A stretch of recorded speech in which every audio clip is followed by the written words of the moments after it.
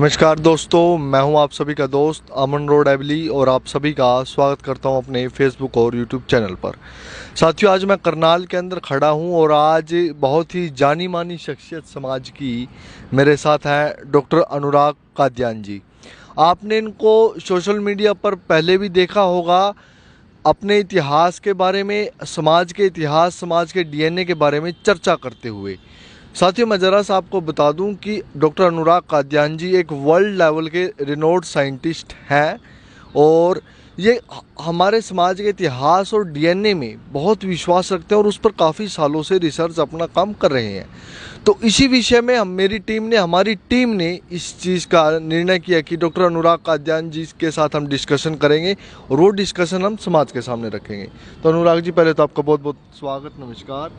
धन्यवाद अमन जी, धन्यवाद अंकुश भाई और जो हमारे साथ हैं अभी।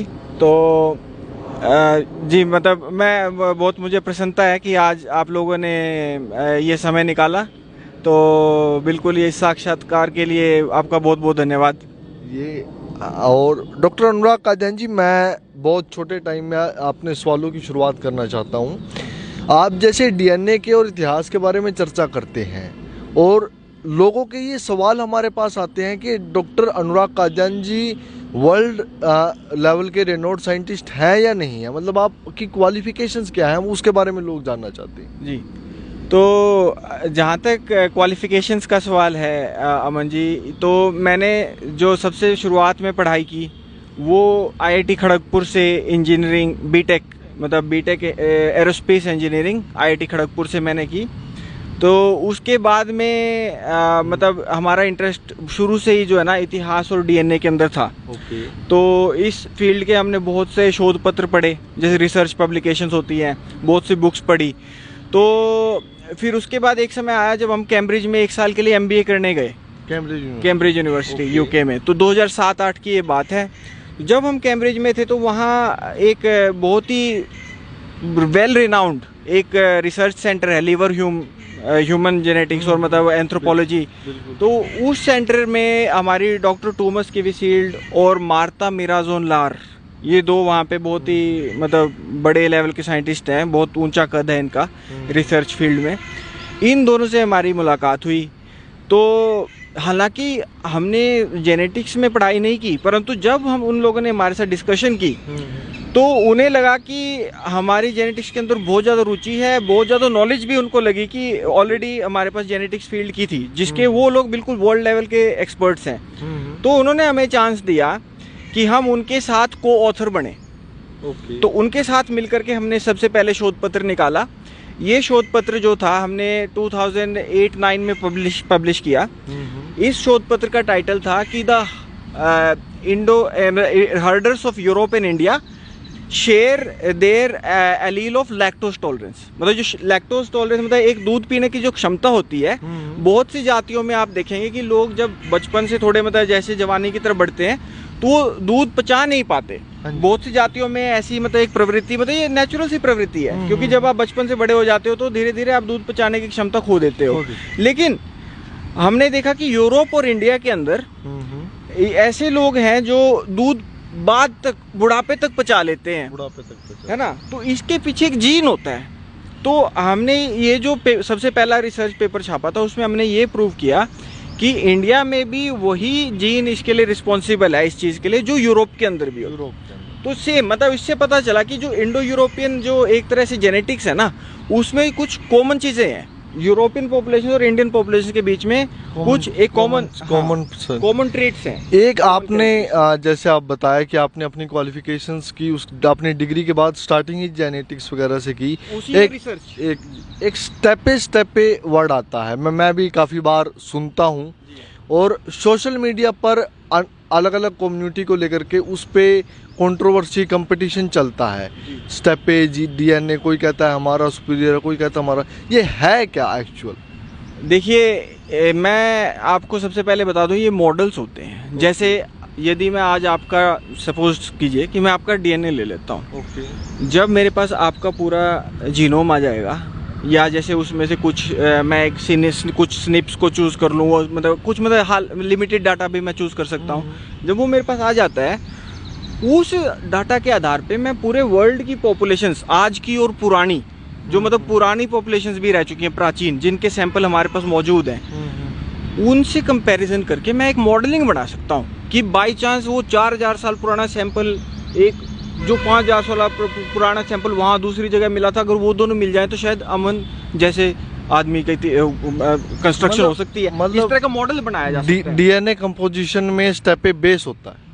ये देखिए एक मॉडल है, वही मैं बोल रहा हूँ। इसमें मैं इस चीज़ का थोड़ा सा खंडन करना चाहूँगा, इस थ्योरी का, स्टेप थ्योरी का। ये सिर्फ एक थ्योरी है, ये एक मॉडल है। क्योंकि हुआ क्या है असल में, आप ये बहुत गहराई से समझने वाली बात है कि ठंडे प्रदेशों में हमें पुराने सैंपल्स बहुत आसानी से प्राप्त हो जाते हैं, जबकि भारत का तापमान, यहाँ का क्लाइमेट कुछ इस प्रकार का है, यहाँ पर एंशिएंट डीएनए इतना अधिक प्रिजर्व नहीं हो पाता। तो इसी वजह से जो पुराने सैंपल हैं बहुत ज़्यादा वो स्टेपे रीजन से मिले हुए हैं, क्योंकि वो ठंडा प्रदेश है, ठीक है जी। परंतु यदि वहाँ पर एक प्रकार का जीन मिला है, या मतलब समझिए कि एक प्रकार का डीएनए मिला है, जरूरी नहीं है कि उसी समय पर वो भारत में नहीं था, लेकिन हमें उस चीज़ की पुष्टि नहीं है, क्योंकि भारत में गर्म प्रदेश है, यहाँ पे वो प्रिजर्व नहीं हो पाया, ठीक है जी। मतलब कोई इतना पुराना, उसी उम्र का, उसी एज का कोई सैंपल हमें मिल नहीं पाया। लेकिन इसी में मैं अब आपको एक आशा की किरण दिखाता हूँ कि हमने रिसेंटली इस गैप को पूरा करने के लिए हमारे साथ जो और भी जेनेटिक्स की इंडिया की कम्युनिटी है, उन्होंने एक तो राखी गढ़ी से एक सैंपल निकाला है, हरियाणा में ही, ठीक है जी। और उस राखी गढ़ी की वो एक महिला है, हमारी एक पुरानी दादी समझ लीजिए, उन दादी का जो सैंपल है ना, वो हूबहू बहुत हद तक हमसे मैच करता है, काफ़ी हद तक, है ना। मतलब उससे स्पष्ट है कि जो हड़प्पन जो सिविलाइजेशन थी या सभ्यता थी, वहाँ से आज तक निरंतरता चल रही है। सरस्वती सिंधु सभ्यता से आज तक भारत में एक निरंतरता चल रही है, ठीक है जी। उसके अलावा जो ये स्टेपे मॉडल है, इसी के ऊपर बात करते हैं, इसकी हम एक दूसरे तरीके से जब विश्लेषण करते हैं तो ऐसा प्रतीत होता है कि इसके अंदर एक बहुत मेजर जो घटक है ईस्टर्न यूरोपियन हंटर गैदरर, उसकी मैंने खुद एक मॉडलिंग बनाई है। उससे प्रतीत होता है कि 12,000 वर्ष पहले आज से उस ईस्टर्न यूरोपियन हंटर गैदर, जो कि ये स्टेपे के अंदर बहुत मेजर कंपोनेंट है, उसके एंसेस्टर्स भारत के ही अंदर थे। तो इसलिए मैं आपको ये बताना चाहूँगा कि जो लोग ये समझते हैं कि स्टेपे या आर्यन बाहर से आए, ऐसा नहीं है।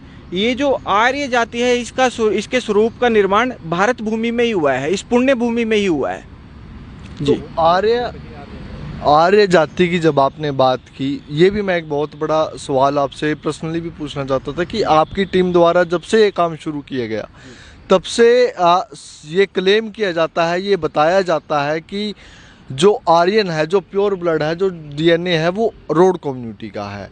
और अब मैं उस चीज़ पे प्राउड भी फील करता हूँ। लेकिन अगर कोई प्रूफ मांगे, अगर मैं आपको कहूँ कि इस चीज़ को आपके पास इसका प्रूफ क्या है, तो आप किस तथ्य पे इसको प्रूफ करोगे? तो देखिए, ये तो हम जो है ना, सिर्फ ये डीएनए जो हमारे पास बहुत से रोडों के अवेलेबल हैं इस समय, डाटा बहुत सारा रोड बिरादरी से अवेलेबल है, उसकी जब हम मॉडलिंग करते हैं उसमें हम प्रूव कर सकते हैं कि ये बहुत प्राचीन समय में इस बिरादरी का निर्माण हो चुका था, ठीक है। आपने ऐसी सैम्पलिंग्स की हैं? जी हाँ बिल्कुल। किन किन की आप सैम्पलिंग की आपने? तो देखिए, हमने 2 चरण में सैम्पलिंग की थी। तो सबसे पहले जैसे मैंने बताया 2008 में हमने पहली सैम्पलिंग की, जिसके बेसिस पर वो पेपर लिखा गया लैक्टोज टॉलरेंस वाला, मतलब जो दूध पचाने की क्षमता वाला। उसके बाद दूसरे चरण की सैम्पलिंग हुई 2012 में हुई। 2012 में फिर से हम बहुत से गांवों में गए, अमीन में गए, कोल गांव में गए, जो बड़े बड़े रोडों के गांव हैं, ये अपना डाथरथ में गए, जींद के पास। तो कोल में बल्कि आपने सोशल मीडिया पे एक पिक्चर देखी होगी, कोई बलवंत सिंह बल्लू जी की एक वो हाइट नाप रहे हैं। वो जो हाइट माप रहे हैं वो हमारी टीम वाले ही साइंटिस्ट हैं। ओके। तो वो भी हमारी सैम्पलिंग के दौरान की बात है। फिर हम सूबरी गांव में गए, हम अमीन तो बता दिया, रायपुर रोडान गए, अर्जा हेडी गए, ये सारे मतलब ये अपना एक तरावड़ी के पास में लाठर गोत्र का गांव है शायद, पडवाड़ा, बिल्कुल पडवाड़ा से हमने सैम्पलिंग की। हम फिर उधर बांगर साइड भी गए, भैदड़ गांव में गए, फिर हमने मतलब छटोंडी गए, कतलाईडी गए। तो ऐसे बहुत से गांव में हमने घूम घूम के सैम्पलिंग करी, बहुत से। कुछ एक नाम अगर उन लोगों के बताएं। जी, तो सूबरी में जब हम गए थे सैम्पलिंग करने, तो वहाँ प्रेम सिंह जी मौजूद थे, ठीक है जी। उसके बाद जो कोल्ड में जब हम गए थे, बलवंत सिंह जी तो थे ही, जो अब तो स्वर्ग सिधार चुके हैं, परंतु उस समय बिल्कुल मौजूद थे, उनकी हमने हाइट वगैरह ली थी। और इसी प्रकार से मतलब हर गांव में मतलब हमने ओपनली ही, मतलब ऐसा नहीं है कि छुप छुपा के, ओपनली हम छपैड में जाते थे, रोडों की छपैड में, वहाँ पे लोगों को बोलते थे कि अलग अलग कुनबों से बच्चों को लेके आओ जिनकी हम सैंपलिंग कर सकें, क्योंकि हम इसमें हमारा एक ध्येय होता है कि हम रिलेटेड लोगों की सैंपलिंग नहीं करना चाहते। मतलब हम एक ही परिवार से 5 सैंपल नहीं उठाएंगे, अगर 5 भाई हैं उनकी सैंपलिंग नहीं करेंगे। हम क्या करेंगे, ज़्यादा से ज़्यादा अगर हो सके तो एक कुनबा, उसके बाद अगर 3-4 पीढ़ी से दूर कोई हो उस दूसरे कुनबे का, ऐसे एक गांव से हम 10-15 जो सैंपल लेते थे दूर दूर, मतलब जितना हो सके अलग अलग पानों के, अलग अलग कुनबों के, इस प्रकार से हम सैंपलिंग करते थे। जो आपके साथ जो साइंटिस्ट थे जी वो कौन कौन थे? जी हाँ, तो 2008 में जब हम आए थे तो उस समय कैम्ब्रिज से मार्ता मिराजोन लाहर, बहुत बड़ी साइंटिस्ट हैं, ये महिला साइंटिस्ट हैं। फेडरिका किवलारो, ठीक है जी, इटालियन साइंटिस्ट हैं। फिर टॉमस किवीशील्ड, बहुत बड़ा नाम है टॉमस किवीशील्ड, ये बहुत ही बड़ा नाम है क्योंकि इन्होंने भारत की जो mtDNA है, मतलब माताओं का जो DNA है, उसके ऊपर बहुत रिसर्च करी है। मतलब इनसे बड़ा कोई नाम नहीं है इंडियन mtDNA के ऊपर, भारतीय mtDNA, टॉमस किवीशील्ड। इतने बड़े वैज्ञानिक हमारे साथ थे। फिर 2012 की सैंपलिंग में ज्ञानेश्वर चौबे जी, आज की डेट में वो उभरता सितारा है वो DNA के फील्ड में। वो मतलब बहुत ही कम उम्र में बनारस हिंदू यूनिवर्सिटी के अंदर प्रोफेसर का पद पा चुके हैं।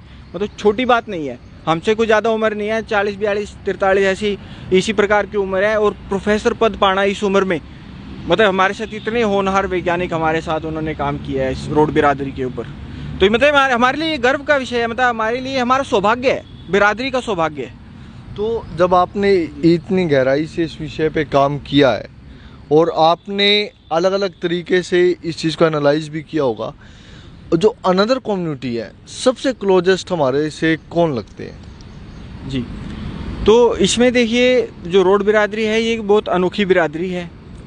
इसके जो DNA है, इसकी जब हम इसकी दूसरी कम्युनिटीज़ के साथ इसका जेनेटिक डिस्टेंस नापते हैं कि जेनेटिक्स में कितनी दूरी है, तो ये बहुत सी कम्युनिटीज़ के साथ ऐसा लगता है कि बराबर बराबर सा डिस्टेंस है। रोड कम्युनिटी का जैसे गुजरों के साथ भी अच्छा मतलब क्लोजनेस लगती है, फिर जाटों के साथ भी अच्छी क्लोजनेस लगती है। हालांकि जाटों का हमारे पास एक ही सैंपल था रोहतक के जाटों का, परंतु उनके साथ भी क्लोजनेस लगती है। फिर खत्री कम्युनिटी के साथ भी इनकी क्लोजनेस लगती है, ठीक है जी। और फिर सिर्फ भारत की बात छोड़े, उसके बाद ईरानियंस के साथ हमारी बहुत अच्छी क्लोजनेस लगती है, इराकी लोगों के साथ बहुत अच्छी क्लोजनेस लगती है। सऊदी अरब में हमारी पैटर्नल लाइन्स जो है, मतलब रोडों की जो पैतृक वंश जो चल रहे हैं, इनका DNA इस प्रकार का है कि इनका पहला स्प्लिट भारत में मिलता है 3,500 से 4,000 साल पहले आज से, और दूसरा स्प्लिट फिर ऐसा लगता है जैसे सऊदी में भी इनके लोग पहुंचे हुए हैं, मतलब इनसे रिलेटेड लोग। तो इस प्रकार से क्लोजनेस बहुत है, मतलब ऐसा लगता है कि पुराने समय फैलाव बहुत था, दूर दूर तक इन्होंने रिश्ते कायम किए हुए थे, या ये कहिए दूर दूर तक टेरिटरी बनाई हुई थी, ऐसा समझता है, ऐसा समझता है। अभी आप और आपकी टीम क्या कर रहे हैं एट प्रेजेंट? किस विषय पे आप और किस तरीके से काम कर रहे हैं?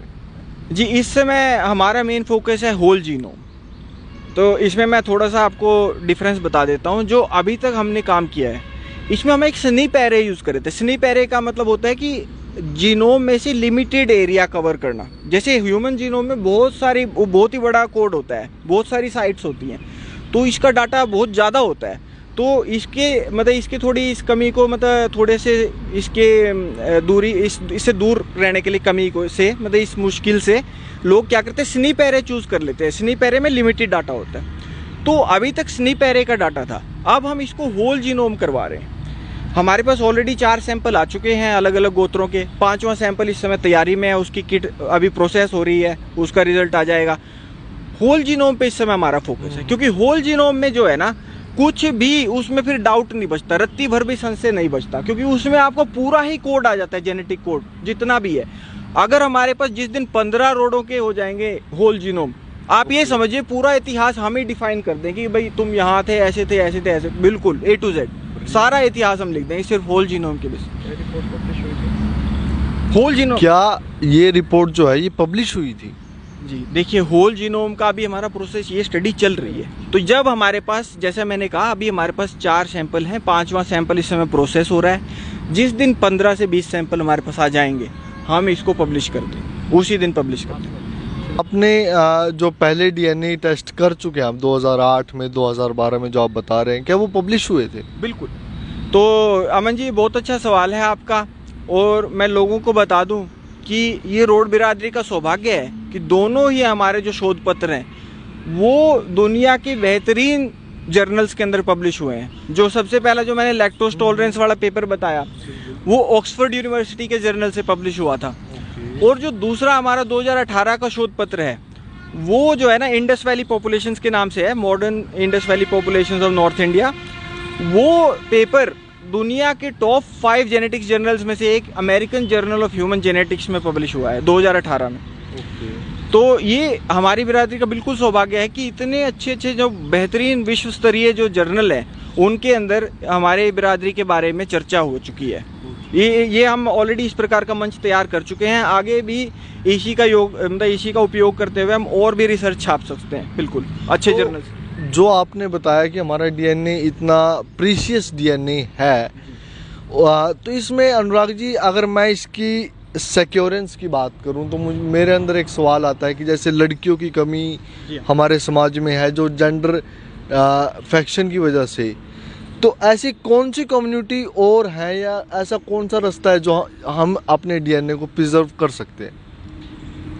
ये आपने बहुत ही अच्छा सवाल किया है और मेरा सौभाग्य है कि आपने मुझसे ऐसी बात पूछी। बिल्कुल।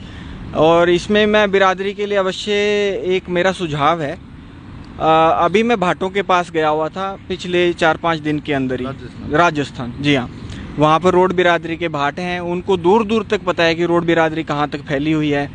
उन्होंने मुझसे एक बात बताई कि ग्वालियर से लेके मुरैना, ये मध्य प्रदेश का इलाका है, उस इलाके के अंदर 65 गांव रोडों के आज भी हैं, ग्वालियर से मुरैना बेल्ट के अंदर। और वो वहाँ से हमें ज़रूर हो सके तो हमें वहाँ से रिश्ते बहाल करने चाहिए। वहाँ से हमें अवश्य वो लोग जो है ना, हमसे मिलके बहुत उनको खुशी होगी वहाँ के रोडों को, और वो हमसे अपनी बेटियों का रिश्ता। उनको और हमारा डीएनए सेम है? जी हाँ, बिल्कुल। क्योंकि मतलब रोडों का जब डीएनए, जैसे मैंने बताया, बहुत सी बिरादरियों के साथ ऐसा लगता है कि जैसे ये बराबर सा डिस्टेंस है। तो खासकर ये जो राजस्थान और मध्य प्रदेश और ये यूपी का जो एक एरिया जो लगभग आपस में टच होता है, उस एरिया में बहुत अच्छी मैचिंग। तो बिल्कुल, तो वहाँ पर अगर हम रोड बिरादरी के जो वो गांव मैं बता रहा हूँ, ग्वालियर से लेके मुरैना तक, अगर हम थोड़ी सी खोज करेंगे, इलाके में जाएंगे, तो हमें आसानी से आइडेंटिफाई हो जाएंगे कौन से गांव हैं। वहाँ से हमें रिश्ते जो है ना बहाल करने चाहिए। और मुझे पूरा यकीन है कि वो लोग अपनी बेटियों का रिश्ता जो है ना हरियाणा के रोडों से अवश्य कर देंगे, क्योंकि यहाँ पर लड़कियों की कमी है इस समय। तो ये सभी बातें आपने हमें बता तो दी, ये आसान भाषा में आम लोगों तक पहुंच पाए तो उसके लिए कोई आपकी प्लानिंग है? कोई लिटरेचर, कोई डॉक्यूमेंट्री, कुछ ऐसा कोई आप फ्यूचर प्लान कर रहे हैं या नहीं? बिल्कुल अमन जी, ये हमारी बिल्कुल इस समय एक कवायद है, मतलब कवायद ही कहूँगा, क्योंकि इस समय हम इसके लिए ज़ोरों शोरों से तैयारी कर रहे हैं। हम बहुत सा मटेरियल इकट्ठा कर रहे हैं हिस्टोरिकल दृष्टि से भी, सिर्फ डीएनए नहीं, क्योंकि एक तरफ डीएनए है, दूसरी तरफ इतिहास है। दोनों चीज़ों को मिला करके ही थ्योरी बनती है। ठीक है जी। तो हम इस समय इतिहास की बहुत ज़्यादा पुरजोर कोशिश चल रही है हमारी। बहुत सा मटेरियल इकट्ठा कर रहे हैं, अलग अलग स्थानों से कर रहे हैं, भाटों से कर रहे हैं। जो ASI की रिपोर्ट्स हैं, आर्कियोलॉजिकल सर्वे ऑफ इंडिया, वहाँ से जो किलों की खुदाई हो चुकी है और जो रोडों से संबंधित है, उन सब जगह से हम मटेरियल इकट्ठा इस समय बहुत ज़ोर शोर से कर रहे हैं। और हमारी कोशिश यही है कि इस साल नहीं तो अगले साल मध्य तक एक अच्छी पुस्तक हम बाज़ार में लेके आएंगे। जिन भाइयों से मतलब उसका कीमत उसकी अदा नहीं की जाएगी, उनसे भी हम जो है ना ऐसे ही नाम मात्र के पैसे लेकर के उनको भी दे देंगे। ऐसी कोई बात नहीं है। मतलब ये ज़रूर हमारी इस समय एक कवायद चल रही है, और जब भी इस कवायद पे जो हम इसमें सक्सेसफुल हो जाएंगे, सफलता हमें प्राप्त हो जाएगी, तो ये हम बाज़ार में इसको उतारेंगे।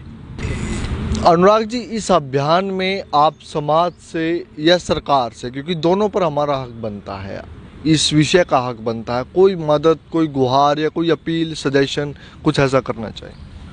जी, इसमें जो है हमारा जो रोड इतिहास अनुसंधान के ऊपर एक ट्रस्ट है, उसमें ज़रूर अगर जिन भाइयों को इसमें इच्छा हो, जिनका इस तरफ रुझान हो, तो वो अवश्य हमारी मदद कर सकते हैं। क्योंकि जैसा मैंने बताया, होल जीनोम टेस्ट के अंदर एक व्यक्ति का पूरा होल जीनोम करवाने के लिए 15,000 का खर्चा आता है। जिस भी भाई को इसमें इंटरेस्ट हो तो वो 21,000 का अनुदान दे सकता है, क्योंकि 15,000 उसकी सैम्पलिंग हो जाएगी, 6,000 जो है ना हमारी रिसर्च में हमारी सहायता होगी, हमारी टीम को जहाँ भी टूर निकालने होते हैं, भविष्य में हमें जो किताबें पब्लिश करनी है उसमें हमारी मदद हो जाएगी। तो इस प्रकार से अगर जिस भी भाई को, समाज में जिस भी व्यक्ति को इसमें रुचि हो, वो हमारी मदद अवश्य कर सकता है, और हम उनका बिल्कुल तहे दिल से आभार व्यक्त करते हैं। साथ ही साथ सरकार से आप इस विषय में क्या उम्मीद रखते हैं कि सरकार आपकी किस तरीके से मदद करे? जी देखिए, सरकार से भी हमें बहुत उम्मीद है, क्योंकि हम जिस प्रकार से रिसर्च कर रहे हैं, हम चाहते हैं, क्योंकि हमारे पास इस समय इतना मटेरियल है कि हम एक म्यूज़ियम के अंदर हम चाहते हैं, हमारी सरकार से पेशकश है कि एक म्यूज़ियम हमारे को अलॉट किया जाए इस क्षेत्र की क्षेत्रीय इतिहास और मतलब इस बिरादरी के इतिहास के लिए। उसके अंदर हम अपने आर्टिफैक्ट्स वगैरह रखेंगे। अगर आर्टिफैक्ट्स एग्जैक्ट नहीं मिल पाएंगे तो उनकी एक कॉपी बना के रखेंगे। तो इस प्रकार के म्यूज़ियम के लिए जगह अलॉट हो जाए, एक मतलब हमें सरकार की तरफ से ये उम्मीद है। एक हमारे लिए चौक पारित हो जाए जहाँ पर हम अपने कुछ राजाओं की मूर्ति स्थापित कर सके जो इतिहास में इस बिरादरी से प्रतापी राजा हुए हैं। तो अगर इस प्रकार की मदद सरकार से मिल जाए तो हम बिल्कुल सरकार के भी बहुत बहुत आभारी रहेंगे। ने इतिहास की और रोड शासकों की बहुत एक अच्छी बात बीच में शुरू कर दी, तो मैं आपसे पूछना चाहता हूँ कि कुल मिलाकर अगर आपको मैं कहूँ कि आसान भाषा में हमारे लोगों को यदि समझाया जाए कि जो रोड राजा थे उनकी छवि क्या थी, उपासक थे, आध्यात्मिक थे, शांत थे, योद्धा थे, किस तरीके से थे, आप अगर आसान भाषा में समझाना चाहे तो किस तरीके से समझाएंगे? जी देखिए, मतलब आप भूतकाल की बात कर रहे हैं, आपने कहा थे, परंतु मैं कहूँगा कि आज भी ये बिरादरी जो है ना ये राजा से ही है एक प्रकार से, हैं जी। तो बिल्कुल आज भी इनको बहुत से लोकल लोग रोड राजे बोलते हैं। बिल्कुल जी। तो उसके अलावा जहाँ तक हमें जो पुरातत्व से जो संकेत मिलते हैं, ये शैव धर्म मतलब हर जगह जहाँ पर भी इनके बड़े बड़े सेंटर थे, राजधानियाँ थी, वहाँ हमें भव्य शिव मंदिर प्राप्त होते हैं हर जगह। जैसे आपको मैं बता दूँ, काशी भी भाटों के अनुसार काशी भी रोडों की प्राचीन राजधानी है। सबसे पहला निकास काशी प्रयाग से हुआ है रोडों का। वहाँ पर आप देखिए काशी विश्वनाथ भोले बाबा, ठीक है जी, भोले बाबा। उसके बाद उज्जैन बहुत बड़ा रोडों का केंद्र रहा है अवंती में। उज्जैन के अंदर आप देखिए महाकाल, ये शैव थे, ठीक है जी। रोडी शंकर जो सिंध के अंदर आज स्थान आ चुका है, जिसका नाम अब भ्रंश होकर रोडी शक्कर हो चुका है, वहाँ पर भी शंकर भगवान का प्राचीन भव्य मंदिर था, ठीक है जी। तो ये शैव थे, मतलब शिव जी के बहुत बड़े उपासक थे, धर्म रक्षक थे, बिल्कुल धर्म रक्षक थे। क्योंकि इन्होंने जो है ना सिर्फ हिंदू धर्म ही नहीं, इन्होंने जैनियों को, बौद्धों को, उनको भी संरक्षण प्रदान किया। जहाँ जहाँ पर इनके केंद्र, जैसे कागरोल में बहुत बड़ा रोड सेंटर है, वहाँ पर आप देखिए शैव अवशेष तो प्राप्त होते ही हैं। बड़े बड़े शिवलिंग जो है ना, माता की मूर्तियाँ, शिव जी की मूर्तियाँ, इनके गणेश जी की, उसके अलावा तीर्थंकरों की भी मूर्तियाँ प्राप्त होती हैं। बौद्ध जैनी तीर्थंकर, बौद्ध कुछ अवशेष भी प्राप्त होते हैं बौद्ध धर्म से। मतलब ये संरक्षक थे, धर्म के संरक्षक थे, सबका सम्मान करते थे, खुद जी बिल्कुल, ये बसाने वाले लोग थे। लोगों को जो है ना बिल्कुल मदद करते थे कि बस जाओ, खाओ पियो, मतलब अच्छे से ट्रेड वगैरह जो भी जिसको करना होता था ट्रेडिंग कम्युनिटी को, उनके लिए ये फैसिलिटेट करते थे। मतलब एक दूसरे का सहारा करने में ये विश्वास, अगर परमात्मा ने सक्षम किया था तो उसको बांटने में विश्वास रखते थे, छीनने में विश्वास, छीनने में नहीं। कभी भी आप इतिहास को उठा लीजिए, जिसको हम प्रकाशित भी करेंगे, लुटेरे नहीं हुए इस बिरादरी में। जो भी शासक हुए वो संरक्षक हुए, ठीक है जी। गो ब्राह्मण और धर्म के रक्षक, गौ माता, ब्राह्मण, धर्म, ऐसे ही श्रमणों की भी, जैसे जो बौद्ध श्रमण हुए उनकी भी रक्षा, जैन तीर्थंकर हुए उनकी भी रक्षा, सबको संरक्षण प्रदान किया। खुद शिव के उपासक रहे, देवी के उपासक रहे, लेकिन किसी को रोका नहीं। जिसको बौद्ध धर्म अपनाना वो करिए, अपना काम कीजिए, अपने विहार खोलिए, है ना, उनको विहार खोलने दिए। जिनको जैन धर्म की उपासना करें उनको बड़े बड़े मंदिर बनाने दिए, जिसमें आदिनाथ की मूर्तियाँ, जिसमें पार्श्वनाथ की मूर्तियाँ, बिल्कुल बिल्कुल बड़े दिल के, ठीक है जी। ऐसी संकीर्ण सोच नहीं थी कि हम शैव हैं तो भाई कोई जैन धर्म की उपासना नहीं कर सकता, हमारे राज्य में कोई बौद्ध नहीं, सबको अधिकार, समान अधिकार, इस प्रकार से दिल से राजा थे, दिल बिल्कुल। तो साथियों, बहुत कम समय में अनुराग जी के साथ थोड़ी सी एक छोटी सी इंटरेक्शन के अंदर ही काफ़ी सारी चीज़ें डिस्कस कर ली, और उम्मीद करूँगा कि आने वाले समय में और भी काफ़ी सारी चीज़ें हम डिस्कस करेंगे। आपने जो कुछ अच्छा सोच रखा है, परमात्मा उसको भी ज़रूर फल के रूप में ज़रूर देगा। ऐसी और वीडियो के लिए हमारे पेज को फॉलो और सब्सक्राइब कर लीजिए। फिर मिलेंगे किसी और वीडियो के साथ, तब तक के लिए धन्यवाद।